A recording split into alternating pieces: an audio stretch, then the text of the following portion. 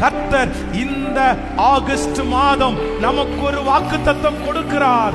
நான் உனக்கு முன்பாக திறந்த வாசலை வைத்திருக்கிறேன். இதுவரையிலும் உங்களுடைய கண்களுக்கு முன்பாக பூட்டப்பட்ட வாசல் தான் இருந்தது. ஆனால் இந்த மாதம் உங்கள் கண்களுக்கு முன்பாக பல வருடங்களாய் மாதங்களாய் பூட்டப்பட்டு கிடக்கிற அந்த வாசல் இந்த மாதம் எனக்காக திறக்க போகிறது. முதலாவதாக எனக்காக ஒரு பெரிய வாசலை கர்த்தர் திறக்க போகிறார். இரண்டாவதாக எனக்கு அனுகூலமான வாசலை கர்த்தர் திறக்க போகிறார்.